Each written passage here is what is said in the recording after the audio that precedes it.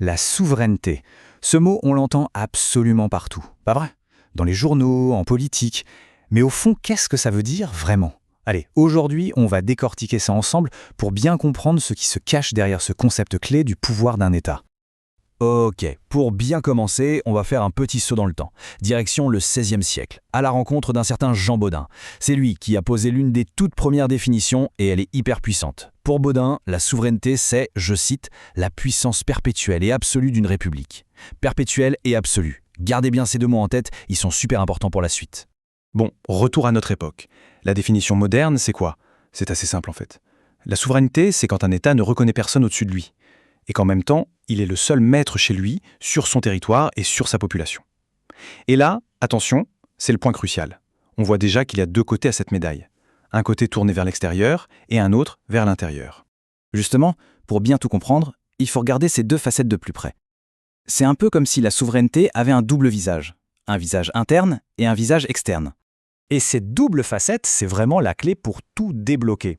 D'un côté, on a la souveraineté externe, c'est l'indépendance de l'État par rapport aux autres pays. En gros, personne ne peut lui dicter sa conduite. Et de l'autre côté, il y a la souveraineté interne. Là, c'est son pouvoir total à l'intérieur de ses propres frontières. Allez, on va creuser un peu tout ça. Ok, on commence par le côté externe, celui qui se joue sur la scène internationale.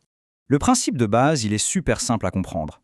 Un État souverain n'a de compte à rendre à personne, ni à un autre État, ni même à une organisation internationale. C'est ce qui fonde l'idée d'égalité entre toutes les nations. Bon, ça c'est en théorie bien sûr. Et attention, ce n'est pas juste une vague idée philosophique, c'est un vrai principe, protégé par le droit international. Et l'outil qu'il protège, ça s'appelle le principe de non-ingérence. D'ailleurs, pour voir à quel point c'est fondamental, il suffit d'ouvrir la Charte des Nations Unies. C'est un peu la constitution du monde, si on veut. Et son article 2, paragraphe 7, il est limpide. Aucune disposition n'autorise les Nations Unies à intervenir dans les affaires qui relèvent essentiellement de la compétence nationale d'un État. En clair, c'est la règle d'or, on ne se mêle pas des affaires des autres. L'ingérence, du coup, c'est exactement ça, le fait de mettre son nez dans les affaires d'un autre pays. Le principe de non-ingérence, c'est donc une sorte de bouclier juridique qui protège l'indépendance de chaque État. Bon, on a vu ce qui se passait à l'extérieur, maintenant changeons de perspective et rentrons à l'intérieur des frontières. On va s'intéresser à la souveraineté interne, c'est-à-dire au pouvoir absolu à la maison. La souveraineté interne, c'est donc l'idée que l'État est le seul et unique chef sur son propre territoire et sur les gens qui y vivent. C'est lui le capitaine du navire et personne d'autre. Ok, mais concrètement, comment ça marche cette autorité suprême? Eh bien, c'est là que ça devient intéressant. Elle ne sort pas de nulle part, elle repose en fait sur 3 piliers, un peu comme les fondations d'une maison. Et ces 3 piliers, ce sont la plénitude, l'autonomie et l'exclusivité. Des mots un peu techniques peut-être, mais on va voir ensemble ce qu'ils veulent dire. C'est essentiel pour piger la nature même du pouvoir de l'État. Alors le premier, la plénitude. Qu'est-ce que ça veut dire? C'est tout simple, ça veut dire que c'est l'État et personne d'autre qui décide jusqu'où va son propre pouvoir. En gros, c'est lui qui définit les règles du jeu. Ensuite, deuxième pilier, l'autonomie. Une fois que l'État a décidé quelles étaient ses compétences, il est complètement libre de les exercer comme il le veut. Personne ne peut venir lui dire comment gouverner. Et on arrive au troisième pilier, sans doute le plus crucial, l'exclusivité.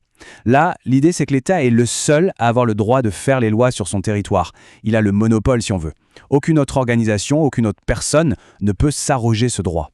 Alors, si on récapitule tout ça, on a d'un côté la souveraineté externe, l'indépendance face au reste du monde, et de l'autre, la souveraineté interne, le pouvoir suprême chez soi.